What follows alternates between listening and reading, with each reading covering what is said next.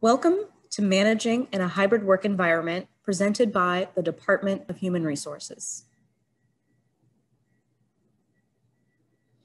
In this session, we will outline employee and manager responsibilities, review best practices for managing and working in a hybrid work environment, provide tools for setting expectations and goals, provide tools for giving effective feedback and providing support to your employees, as well as provide information on accessing university resources.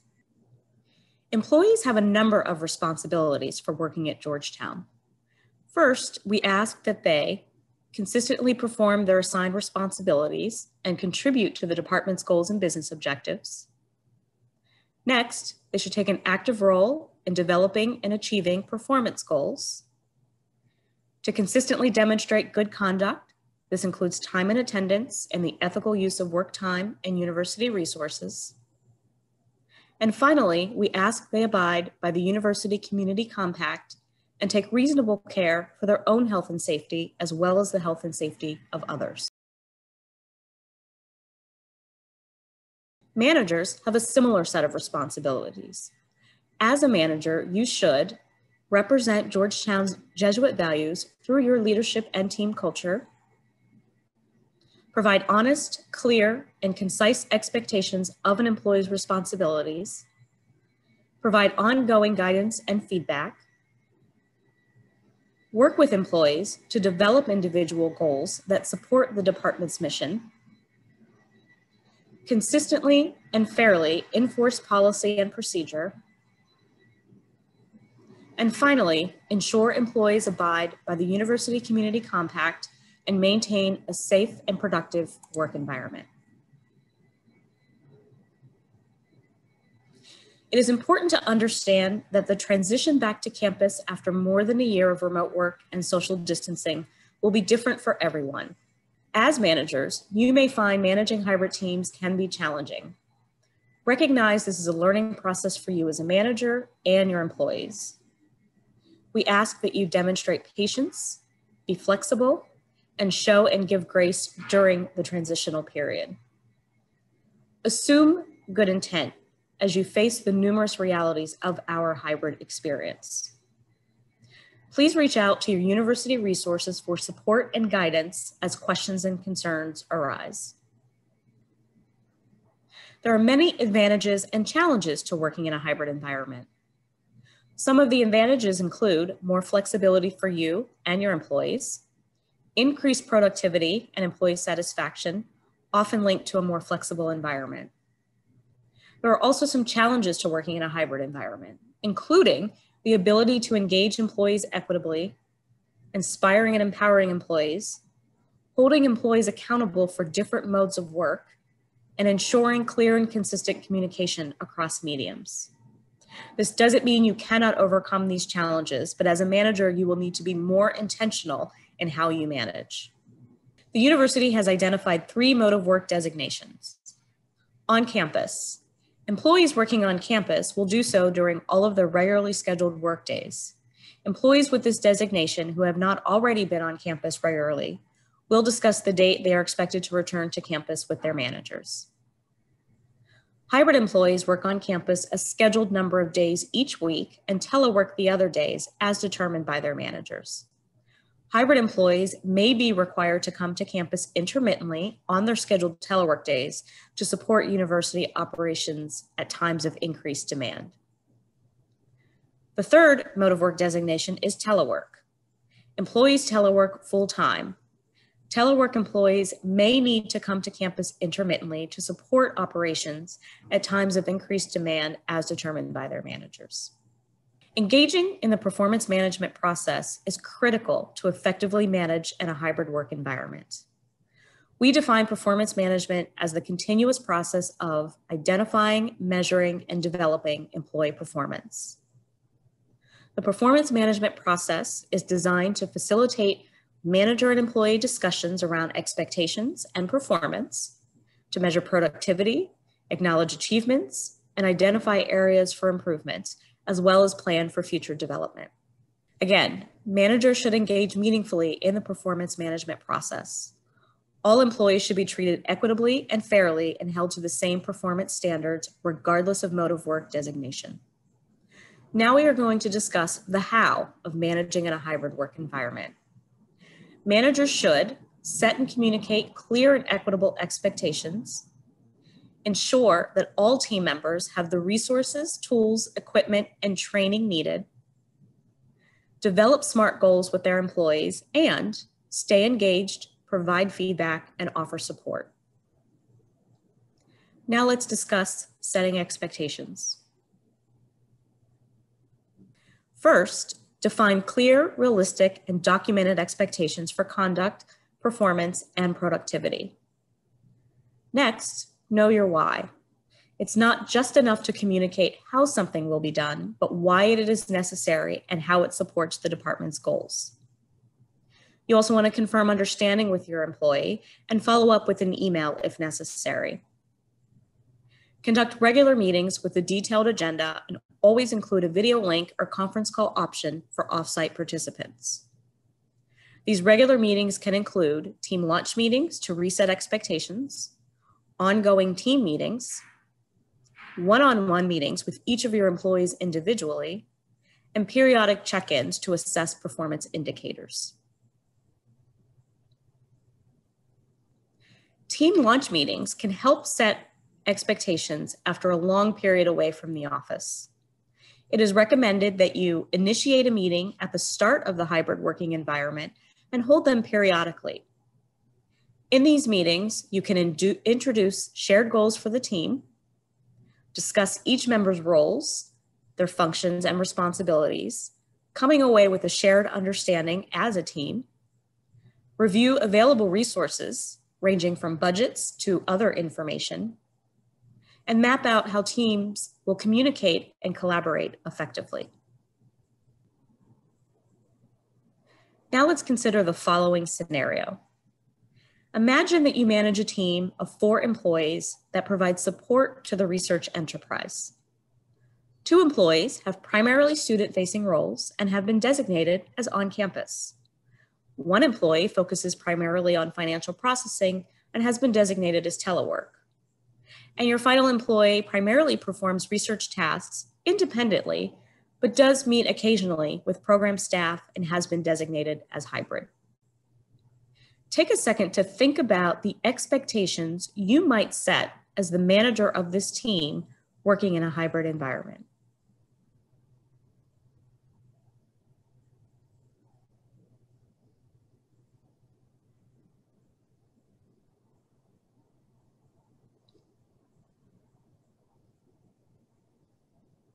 For example, you might set expectations around how often the team will meet, whether these meetings are to be conducted in person or virtual or both, how frequently you will meet, be it once a week, biweekly, or monthly.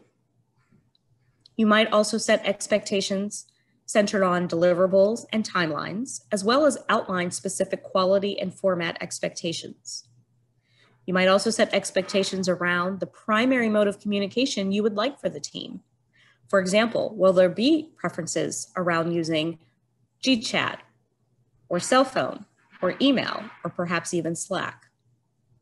Another expectation to consider is around office hours.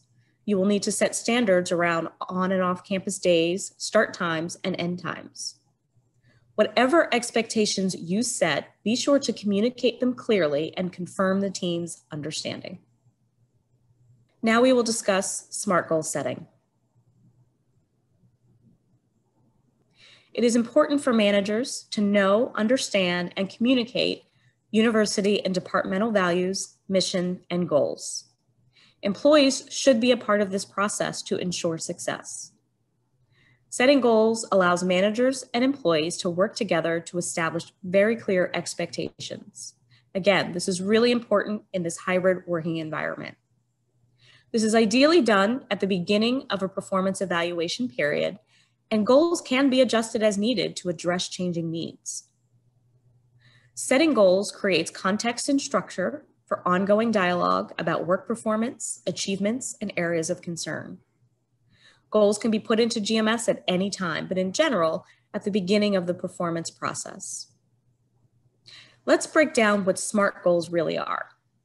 SMART stands for specific, measurable, attainable, relevant, and time-bound. Some questions to consider when setting goals include what will be done, why, and by whom. When? Quantify the goal. Is the goal attainable?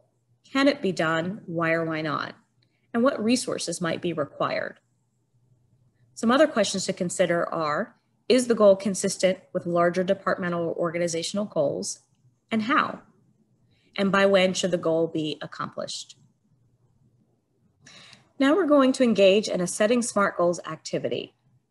Which of the following goals would you consider a SMART goal? 1, communicate regularly with the research community. 2, answer questions from stakeholders in a timely fashion. 3, produce and issue weekly communications to all departmental research staff and faculty every Monday via email. 4, update the research community website weekly on Fridays. And 5, review the forms used for grant funding requests and offer improvements to better assist the research community. Take a few moments to select any number of these goals that you would consider a SMART goal.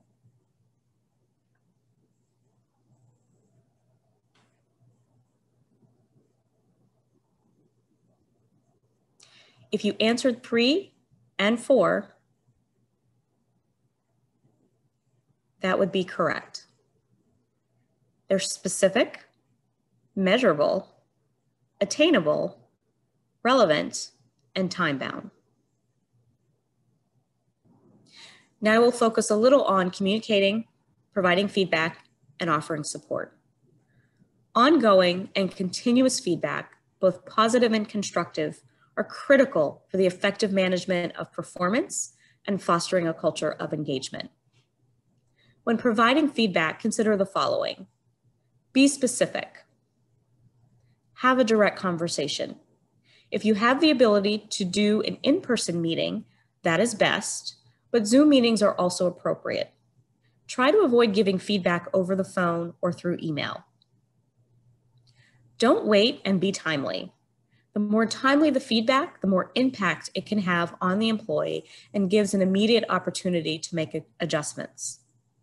For example, if you have a hybrid employee and you need to provide them feedback about an activity on Monday, but you won't see them in the office until Friday, it's probably best to schedule a Zoom meeting more immediately so they're not waiting 5 days to hear feedback. Focus on the performance or behavior, not the person. And lastly, do not compare employees to one another. This is particularly important as you're thinking about the equitable management of employees. If you have teleworkers and on-campus personnel, you want to make sure that you are not comparing their mode of work situations to one another. Some tips for giving feedback. Recognize that giving and receiving feedback is essential to creating a culture of collaboration, engagement, and success. Also recognize that giving and receiving feedback can be uncomfortable. Be direct and be kind. Offer an opportunity for growth and include specific examples of behavior.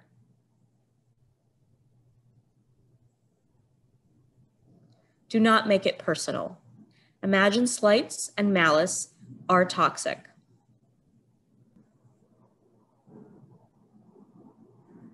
Listen, managers and employees must understand the situation together in order to make positive change. Allow moments of silence, note-taking, and questions. Show up and be present. You want to stay engaged and maintain focus as you're providing feedback to your employee. To the extent possible, eliminate distractions.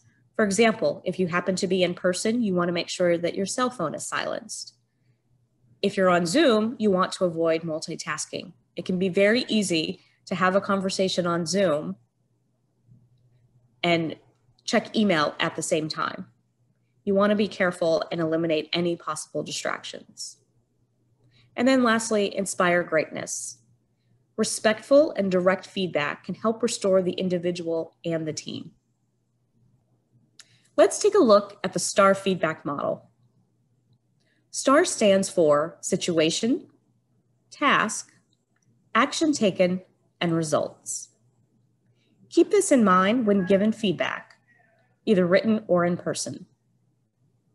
What are the facts? What was expected of the employee? Did performance meet expectations? Why or why not? What impact did the performance have, and what is expected going forward? Let's engage in a giving feedback activity. Which of the following statements would you consider appropriate STAR feedback? 1, we lost our network connection right before the start of our weekly Zoom meeting. Georgette kept cool under pressure, followed the troubleshooting procedures, and we were back up and running in no time. Good job. 2, Jane is a great communicator. 3, after securing funding for our new program, Henry did not adequately prepare for the first meeting, and now the funders are having second thoughts. We need Henry to do a run-through of the presentation with us in advance of our next meeting to be sure he is prepared. And 4, your basic research skills are good, but you really need to improve your writing skills. Take a second to select which of these statements you think are appropriate STAR feedback.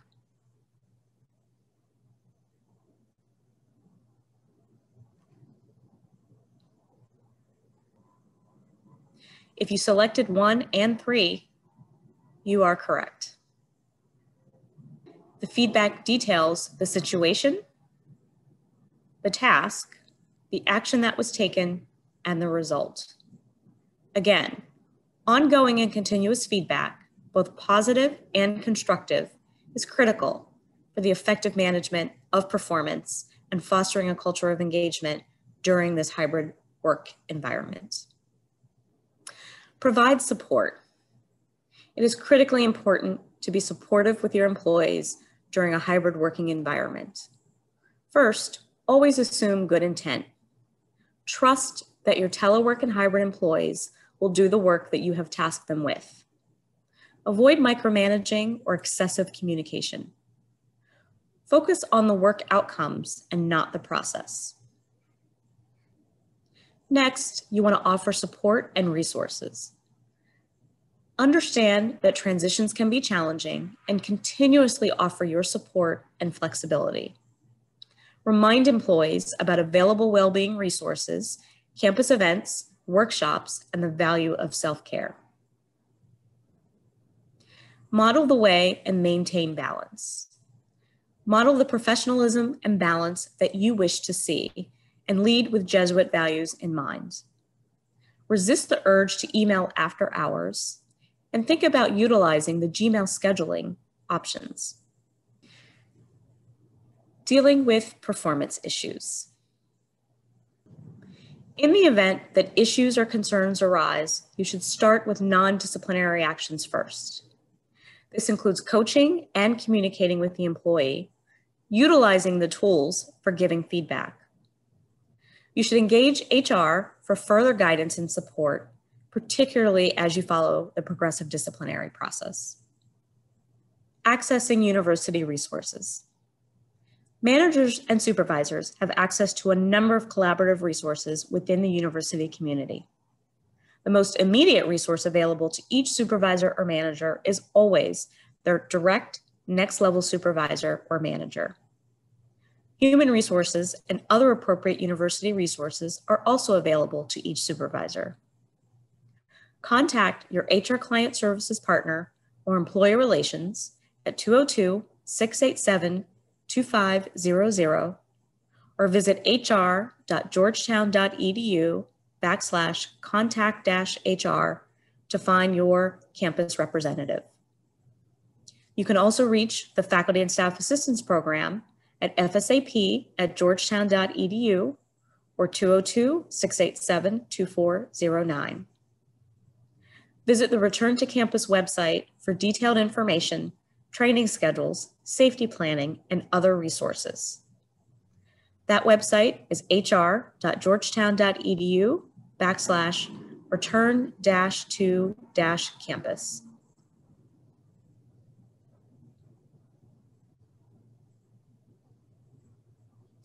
Thank you for participating in managing in a hybrid work environment at Georgetown University.